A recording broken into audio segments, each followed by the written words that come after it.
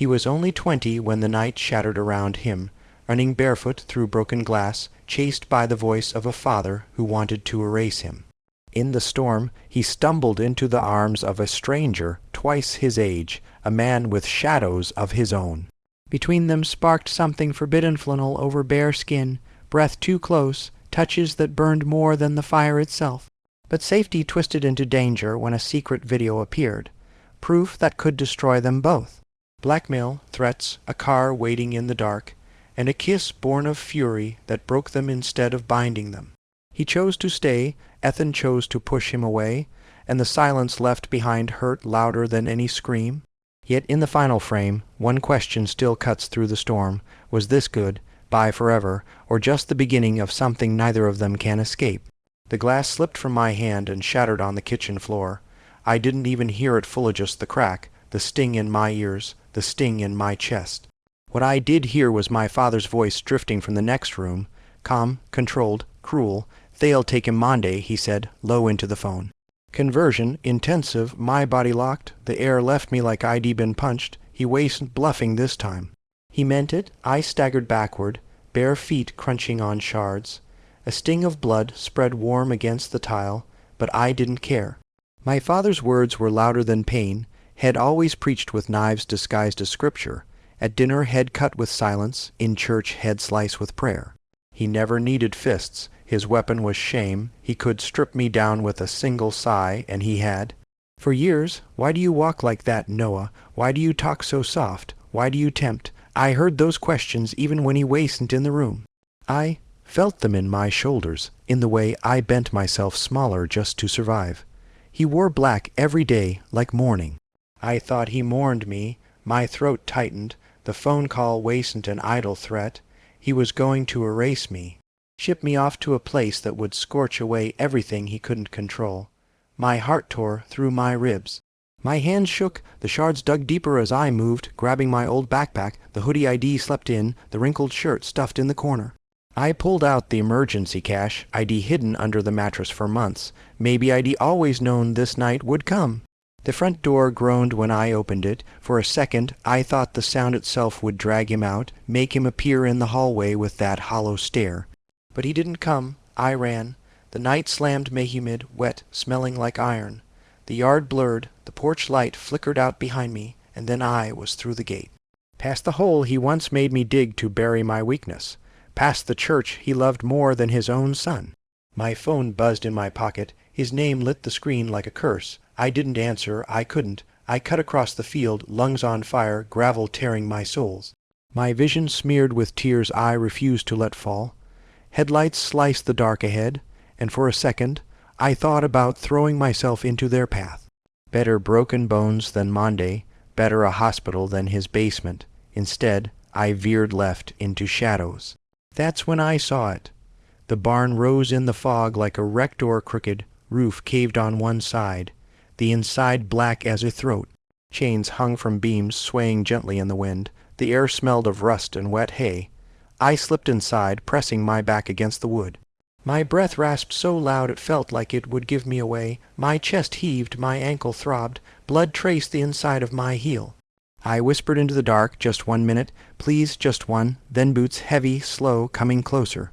The door screeched, light knifed through the space, and suddenly a beam pinned me like prey.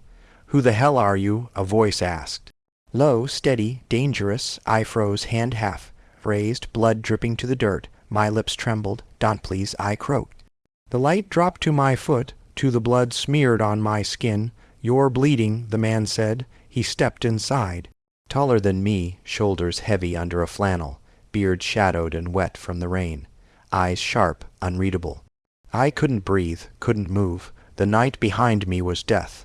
The man in front of me was something else. He stopped just close enough that I felt the warmth off his body. "You lost?" he asked. My mouth opened, but no sound came. My body shook so hard my teeth clicked. "Please," I whispered finally, "don't send me back." The beam of the flashlight lingered on my face. Then it dipped, slowly, deliberately. His jaw tightened. "Get inside," he muttered, "before you freeze." I should run. Instead, I followed, because outside was worse. The door slammed behind us, shutting out the storm. My chest still rattled from running, lungs clawing for air. The stranger, Ethan, he had set the flashlight on the counter. Its glow carved his jaw into something sharp, something dangerous. Sit! The word cut the silence, and I obeyed, collapsing onto a wooden bench by the wall. My ankle screamed with every throb. He crouched without hesitation, his calloused fingers pressing gently at the torn skin. Heat rushed to my face. No one had touched me that carefully in years. Not broken, he muttered. You'll live. I don't feel alive, I whispered. His eyes flicked up, gray, steady, alive enough to argue. He moved with quick efficiency, water in a steel basin, a torn rag, the sharp smell of alcohol. When it hit the wound, fire spread up my leg.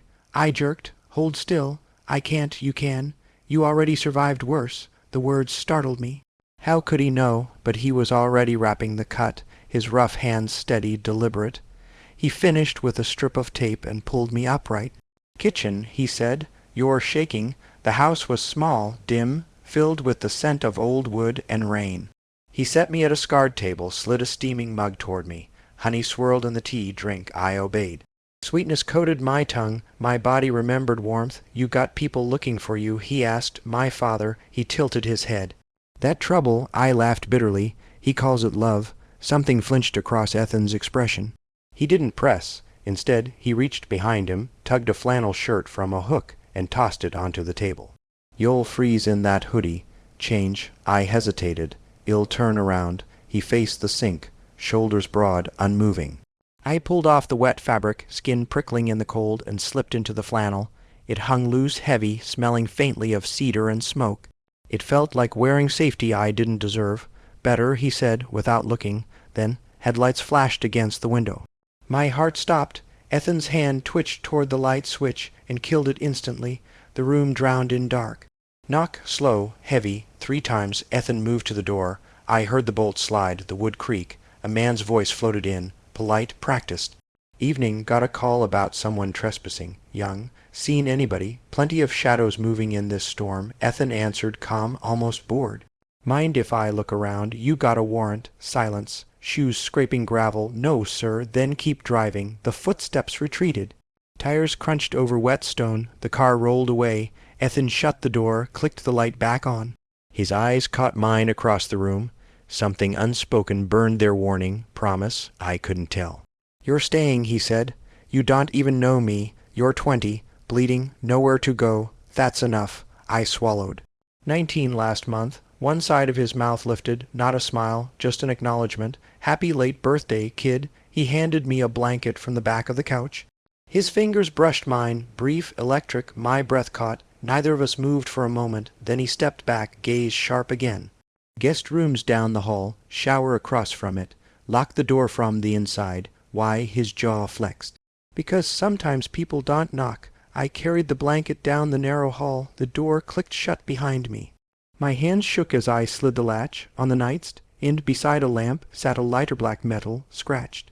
Left there for me, or maybe forgotten, I picked it up. It felt heavier than it looked. I lay on the bed, the blanket smelling faintly of smoke and soap. My heart still raced from the knock, from the man's voice, from Ethan's hand brushing mine. I stared at the lighter until my eyes blurred. A strange comfort, a strange warning. I didn't know what tomorrow would bring. But for the first time in my life I had made a choice, stay. And that choice already felt like fire. The storm didn't let up through the night. The house shook with it, the walls breathing like a tired chest. I lay on the bed, staring at the ceiling, the blanket pulled to my chin, the lighter still in my hand.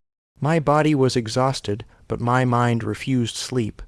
Every creak outside sounded like his footsteps, every gust of wind his voice. A knock soft, hesitant, my pulse spiked. You awake? Ethan's voice, low through the door. I cleared my throat. Yeah. He opened it just enough to lean against the frame, arms folded, flannel still damp on his shoulders. The light behind him cast shadows under his eyes. Storm's bad. Power's out in half the county. You warm enough? I nodded. My voice failed me, but he seemed to read the answer in my eyes. Come down, he said, fires still burning. I followed him barefoot, the floor cool beneath my steps. The living room was dim, lit only by the orange crackle of the fireplace. Shadows climbed the walls. Ethan dropped onto the couch, gesturing for me to take the chair. I did, but the heat from the fire pushed me restless. Minutes passed, just the sound of wood popping. My hands fidgeted with the lighter, the metal clicking open and shut. Ethan's gaze flicked to it. Bad habit, he said. Worse ones exist. His mouth twitched. You smoke. No, just I like the sound. Silence stretched thick. The storm pressed harder, rain hammering the roof. I shifted, finally standing, pacing in front of the fire. You're like a stray, Ethan muttered. Can't sit still even when you're safe. Safe. I laughed softly, bitter. You think I am. His eyes met mine, steady, unflinching. Safer than where you came from. The words sank into me. I stopped pacing. The fire glowed on my bare arms, the borrowed flannel hanging loose on my frame. Ethan's gaze dropped for just a second, quick, but enough. My chest tightened. I sat back down, this time on the edge of the couch. He didn't move away. Heat radiated from his body more than from the fire. You don't talk much, I said. Nothing worth saying. You saved me. That was instinct. Still counts. His jaw clenched. He reached for the poker, shifted the logs, sparks shooting up. The fire roared, filling the silence we couldn't. When he set it down, his hand lingered near mine on the couch cushion, inches apart. I didn't breathe. He noticed. His fingers twitched, then stilled. You should get some rest, he said finally. I can't. His head turned. Why not? Because you're sitting there. The words escaped before I could bite them back. His eyes darkened. The space between us thickened, heavier than the storm. Careful, he murmured. Why, my voice cracked. Because I don't know what it'll do if you're not. The fire snapped, loud as thunder. My throat tightened. His hand lifted slowly, brushing the edge of the blanket draped over me. He pulled it higher, a small gesture, but his knuckles grazed my shoulder. My skin burned from that one contact. Your father's not wrong about me, he said, voice rough. He does know you, neither do you. Then let me. The words hung in the air, dangerous, trembling. His eyes searched mine, storm meeting storm. He leaned forward slightly, not enough to close the gap, just enough that his breath warmed my cheek. My pulse slammed in my ears. I turned, instinctive, lips a whisper from his. He froze. You don't know what you're asking, he whispered. I'm asking you not to push me away. His forehead touched mine. No kiss, not yet. Just contact, skin to skin, fragile and devastating. My eyes closed, breath tangled with his. My hand lifted halfway, wanting to touch him, stopping in the air between us. The noise. A branch cracked outside, hitting the siding with a crash. We flinched apart, the moment snapping like glass. Ethan stood, too quickly. Guest room, he muttered. Get sleep. Tomorrow's worse. I wanted to argue, to reach, to drag him back into that fragile closeness. But I didn't. I just watched as he turned his back, the firelight etching his silhouette against the dark. When he was gone, I touched my forehead, still warm where his skin had pressed. It wasn't a kiss, but it was something. Something I already knew I wouldn't survive without. Morning came heavy, gray. The storm had passed, but its echo lingered in the creak of wet wood and the smell of smoke clinging to the walls. I woke tangled in the blanket, my forehead still remembering the weight of his last night. It wasn't a kiss. But it could have been. Downstairs, the kettle whistled.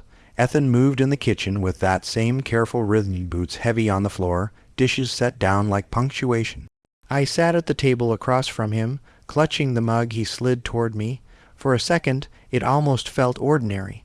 Like we were two people who belonged here. Then came the knock. 3 hard, deliberate bangs against the front door.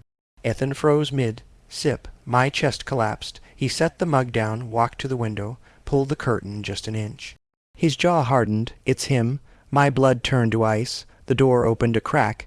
His voice slipped through before his face did calm, familiar, sharper than any storm. I'm here for my son. I stumbled to my feet.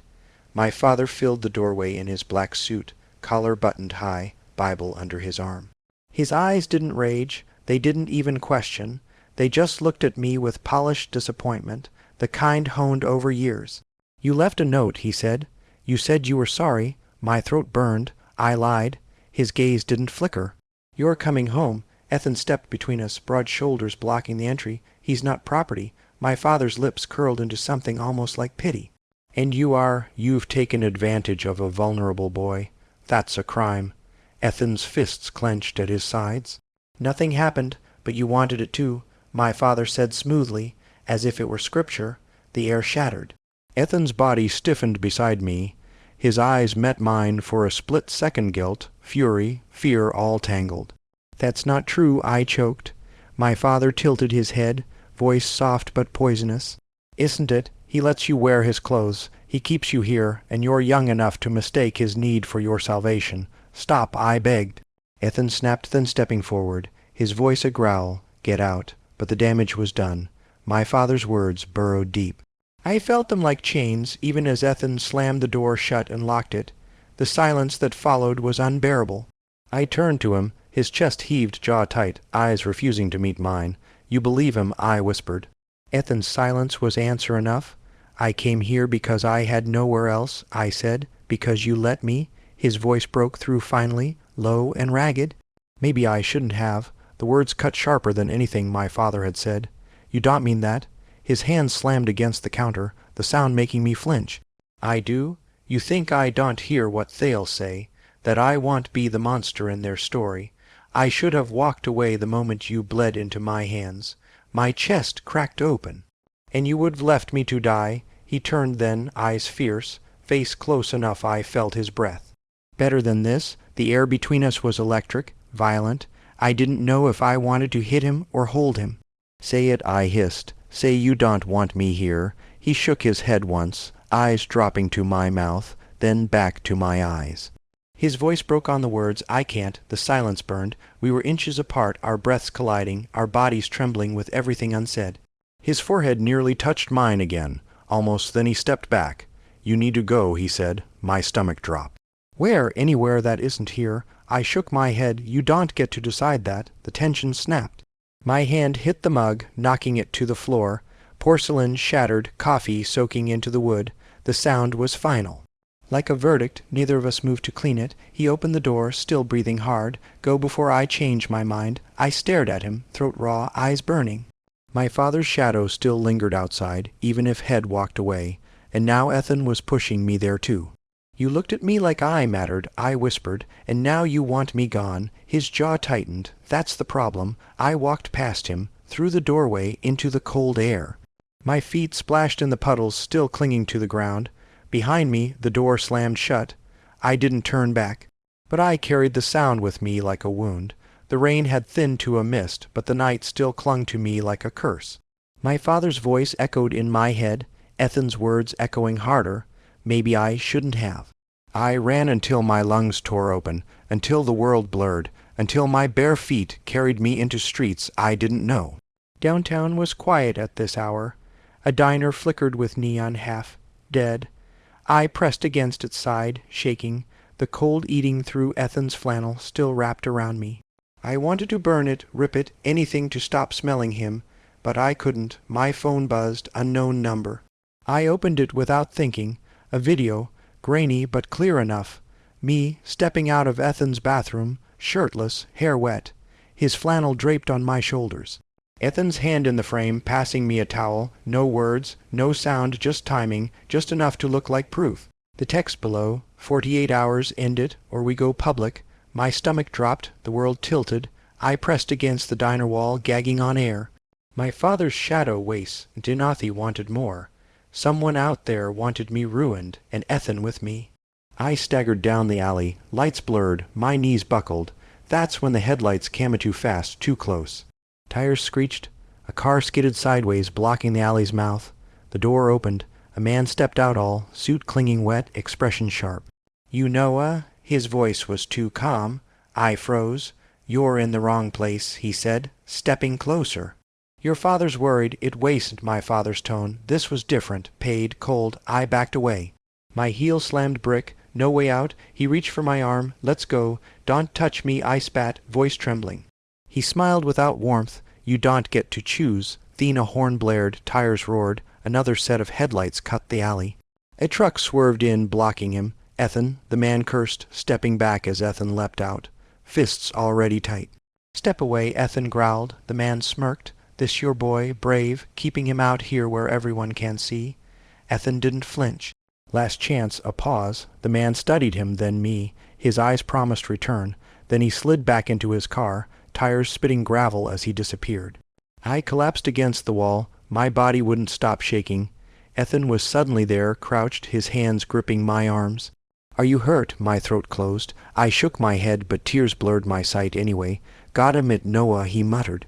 His hand brushed my face, wiping rain or tears. "You could have been gone. You told me to leave," I whispered. His jaw clenched, and I was wrong. My chest cracked. "Then why'd you say it?" "Because I'm a coward," he said, voice raw. "Because I thought pushing you away would protect you, and it nearly got you killed." His hand lingered on my cheek. His eyes dropped to my mouth. I couldn't move, couldn't breathe. Then he pulled me against him. Not a kiss, not yet. But his body-warm arms locked around me like head never let go again. My face pressed into his shoulder, the smell of rain and smoke filling me whole. I clung back, sobbing into his shirt. We stayed like that until the world steadied just enough. When he pulled back, his forehead rested against mine. His whisper burned, "They want stop, Noah. Whoever sent that video, they want us both destroyed." I swallowed, trembling. "Then we fight." His eyes searched mine, haunted. "You don't know what you're asking. I know what happens if we don't." A car horn in the distance snapped the moment.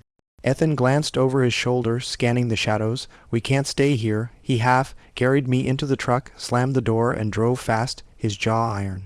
My phone buzzed again in my pocket. Another message, this time just words, next time no warning. I shoved the phone away, heart racing. Ethan's hand gripped the wheel so tight his knuckles whitened. I turned to him, voice barely a whisper. "They are not bluffing, are they?" He shook his head once. "No, and now it's worse." The truck sped into the dark.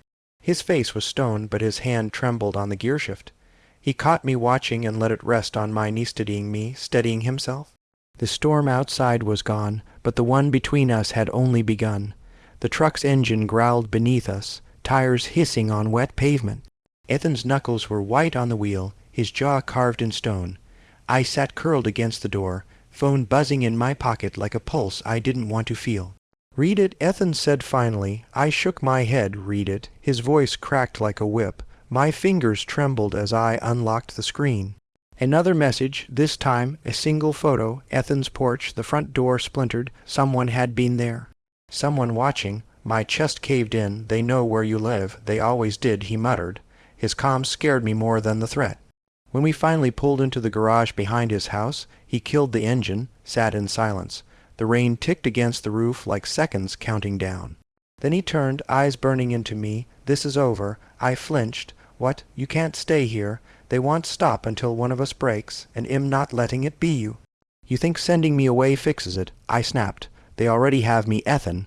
Every picture, every word me father, these men they'll never stop. The only thing I have left is you." His chest heaved, breath harsh. "You don't know what you're saying." "I do. You're the only thing that feels real." He slammed his fist against the dash. I jumped. "Damn it, Noah, do you understand what this looks like? A man my age, you think I care how it looks?" My voice broke, but I didn't stop. "Do you think I'd rather go back? Let him break me, let them erase me. I'd rather burn with you than rot in that house." The words hung between us like fire. Ethan stared, torn open. Then his hand shot forward, grabbing the back of my neck, pulling me close. Our foreheads collided, breaths crashing. "You ruined me," he whispered, voice shaking. "Then let me," I whispered back. Our mouths met violent, desperate, more war than kiss. His hand tightened at my jaw, mine fisted in his shirt. The world collapsed into heat and fury. Every part of me screamed to stay, to never let go. Then he tore away, shoving himself back against the seat. His chest heaved, eyes wild. "This is a mistake." I wiped at my mouth, shaking. "Then why did you do it?" He didn't answer. His silence was louder than any confession. I shoved the door open, stumbling into the night. The air was sharp, biting. I heard him follow, boots on gravel. "No, don't," I snapped. "Don't you dare push me away and then pull me back like I'm something you can't control." He grabbed my arm, spun me around.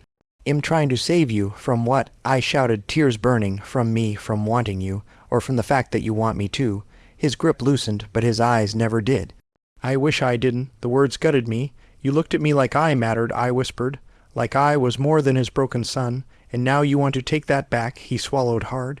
Yes, the lie hung in the air, shaking between us. My chest cracked open. "Then say it. Say I mean nothing to you." He stepped closer, so close his breath hit my skin.